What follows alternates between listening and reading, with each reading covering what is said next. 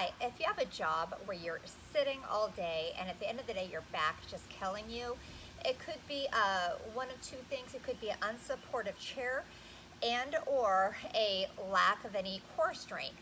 So if you have a great chair that's supporting your back, that's great, but it's really you're not depending on a strong core. Either way, it's really important to have a strong core because if you do sit in long periods of time in a non-supportive chair, you're going to need that core strength to help keep you up. And it's not just the front, it's the entire core. You have your front, your abdominal muscles, those obliques, and that lower back that you're going to need to keep strong. So I'm going to give you a routine that's going to help build your core strength. I recommend doing once a day, and mornings would be great. And then a good stretch that sometimes tight hip flexors can affect that lower back. So I'll end the workout with that. So first we're going to start with a simple torso twist. You're going to lean back. So during these exercises, if you feel any lower back pain, give your body a rest, maybe hug the knees or just take a break from it, or just completely take out the exercise if there's no other modifications for it. You should not work through any straining pain. Good burning pain, yes, but no straining pain. So the first exercise I have is sitting back into V-set. We're going to work the entire core here with this one. We're going to sit back with a good posture. If your lower back is strong enough, you can keep your feet up during this exercise. You can raise them and then lower them during it, though, if you start to feel your lower back. So you're going to lean back with good posture, and we're going to do a simple torso twist, pulling those elbows side to side. We're going to do 20 of these. This is 5, 6, 7, 8, 9, 10. Slow and controlled. So we're working those obliques by those sides. They're really pulling those elbows back. And again, you can have those knees up too, as long as you don't feel that lower back, but it challenges those abs more. Last one. And then we're going to go into a plank. So we're going to do a double forearm plank. Elbows right under those shoulders. Nice long neck. And we're going to do some toe taps here. So we're going to bring the toes out side to side for 20. That's 2, 3, 4. If you're unable to do this, you're going to hold your plank in place, taking out the toe taps, or you can drop to those knees and hold the plank, counting slowly up to 20. So you would do 20 seconds, slow and controlled. So keep tapping those toes. You should feel it in the sides, those obliques. We have 5, 4, 3, 2, one more. And we're going to go straight down into some Superman, working that lower back. So we're going to do 10 of these, slowly raising arms and legs up. Oh my goodness, those cicadas are so loud right now. So both arms and legs go up. We're going to go up slow, hold it, and down slow. So it's up, 1, 2, hold, 1, 2, and down. So 10 of these. If you notice, I'm looking down. You don't need to use that neck to lift that head. Keep looking down. Your torso lifts your head, not your neck. 5 more of these.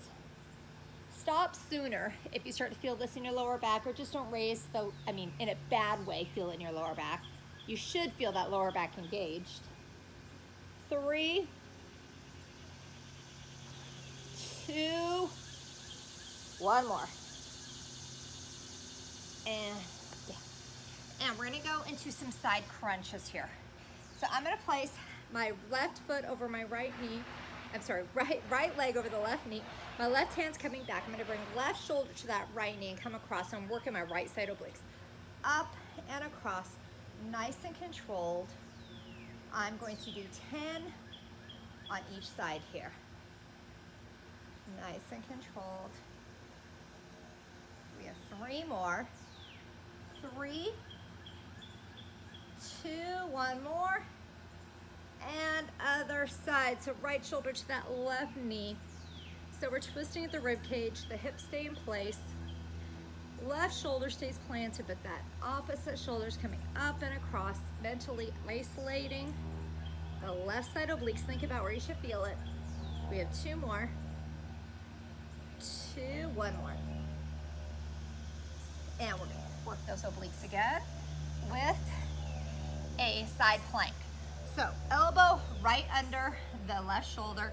Modifications for our different variations of side plank. Feet are stacked, staggered where the top leg's in front, or you can have that bottom one bent, but keep that body in a straight line down to your knee. So I'm gonna stack mine. If you can, keep that elbow, hand up. If you need to modify, you can put it down. But we're gonna do 10 hip drops here. So we're gonna go down, squeeze up, and 2. Keep that body in a straight line, so isolating that right side obliques. Nice and controlled. Good, good, keep it going. One more, we're gonna hold this last one up for 10, 9, 8, 7, 6, 5, 4, 3, 2, 1, and down. And other side.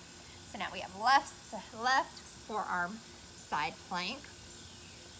So again, stack, stagger, or bottom one bent, and we're gonna go to our hip drop. Squeeze up and up. Squeezing the left side obliques that are facing the ground. And 5, 4, 3, 2, and if you're able to, hold it up for 10 seconds. And if you need to, you can bend the bottom leg to modify. 5, 4, 3, 2, 1. And we're gonna go to a reverse crunch.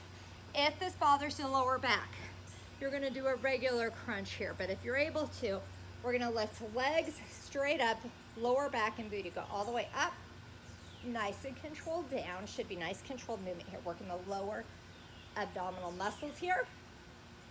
10 of these, nice controlled movements. I don't care if you're just going up to there, that's fine, as long as it's with control. And you want to work against gravity by slowly bringing them down. We have 2 more. 2, last one. And last exercise here, again, going back to the lower back. We're gonna get on all fours. We're gonna raise opposite arm and leg, trying to keep right arm, left leg parallel to the ground. Point that toe straight back, looking down, and then we're slowly gonna bring it back down. So we're gonna up, hold it for 1, 2, and in. Up, hold, 1, 2, and hold, and in. So you wanna try and reach the arm and leg out as far as you can. Slowly bring it back in. Again, you should feel no pain in the lower back, but you should feel it engaged. And we have 3 more. 3, good balance exercise too.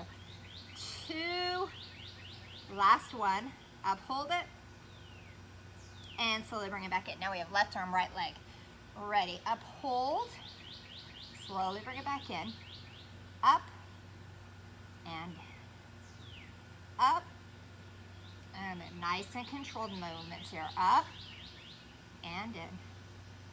Up and in. We have 5 more. 5 and 4 and 3. Make sure you hold them up for 2 counts. And last one. Up, hold it, and slowly back in. So now, I'm gonna give you one really good stretch that sometimes tight hip flexors can cause some lower back pain. So what that hip flexor is, it's that muscle right here, and you're sitting all day long and these muscles get tight and shortened. They could be pulling on opposing muscle group, meaning your lower back. So I'm gonna place my right foot back, and then I'm gonna tip my right hip forward from the ball of the foot. I like to open up my chest too while I'm doing this, since we're sitting rounded at our desk for so long. Hold it. So this is a good stretch while you're working all day long, sitting at your desk. Get up and do the stretch whenever you need to get a drink of water, go to the bathroom. Just need a break, mental break. It's a good stretch to perform right here. And switch. So I like to hold stretches, like hold them for about 10 seconds, 10 to 15 seconds. Would be great, and you can alternate between the two. Do a couple sets of 10, 15 second stretches.